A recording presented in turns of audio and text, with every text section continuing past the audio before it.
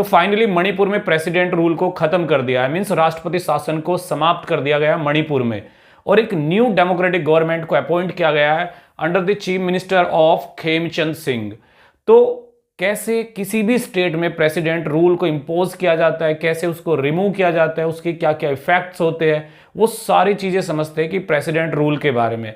तो वो दो आर्टिकल जिनके आधार पे प्रेसिडेंट रूल लगाया जा सकता है, वो कौन से दो आर्टिकल है? उसमें है एक आर्टिकल 356 और एक है आर्टिकल 365।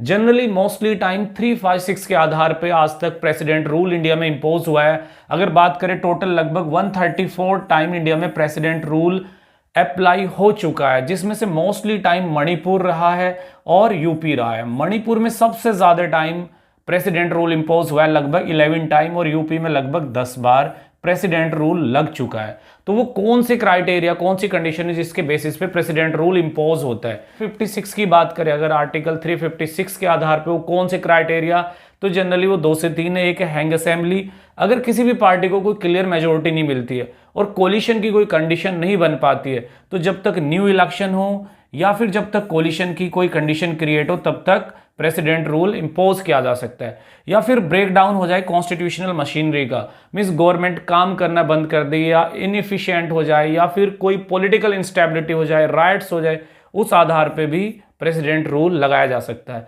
और जो दूसरा आर्टिकल, आर्टिकल 365, अगर स्टेट गवर्नमेंट सेंट्रल गवर्नमेंट के कॉन्स्टिट्यूशनल ऑर्डर को डिनाई कर दे फॉलो करने से, फेल हो जाए to comply with the constitutional direction, तो उस आधार पे भी सेंट्रल गवर्नमेंट स्टेट गवर्नमेंट को हटा के प्रेसिडेंट रूल लगा सकती है। तो ये दो आधार है जिनके बेसिस पे प्रेसिडेंट रूल लग सकता है। अब सवाल ये उठता है कि प्रेसिडेंट रूल लगाने में पार्लियामेंट का क्या रोल आता है, क्योंकि प्रेसिडेंट अगर रूल अगर लगता है तो उसके लगभग 2 महीने के अंदर अंदर पार्लियामेंट से उसका अप्रूवल होना चाहिए सिंपल मेजोरिटी के साथ।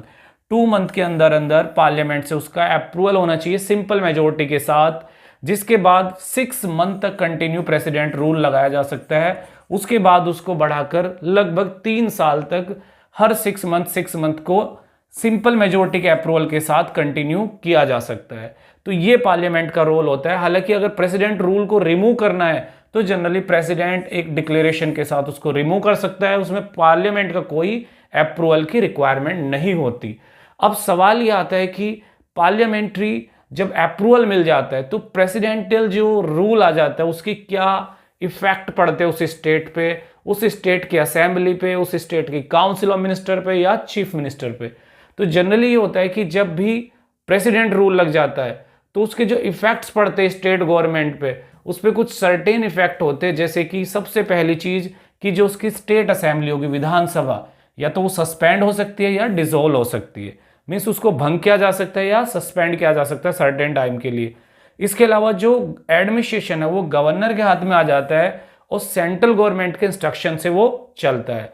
इसके अलावा जो स्टेट लिस्ट होती है हमारी, तो स्टेट लिस्ट की जो सब्जेक्ट्स होते हैं उन पे भी सेंट्रल गवर्नमेंट लॉ बना सकती है, जो कि नॉर्मल टाइम में स्टेट गवर्नमेंट उस पर लॉ बनाती है, लेकिन उस टाइम स्टेट गवर्नमेंट की स्टेट लिस्ट पर सेंट्रल गवर्नमेंट लॉ बना सकती है।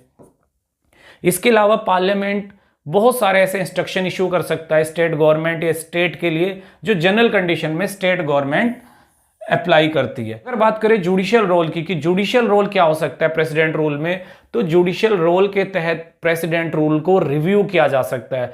मींस सुप्रीम कोर्ट ये देख सकता है क्या वो प्रेसिडेंट रूल जो रेलिवेंट लगाया गया, कॉन्स्टिट्यूशनल आधार पर लगाया गया, जैसे कि SR बोमई केस में प्रेसिडेंट रूल के रिव्यू करने का सुप्रीम कोर्ट ने ऑर्डर दिया था, तो उसका रिव्यू भी हो सकता है प्रेसिडेंट रूल का।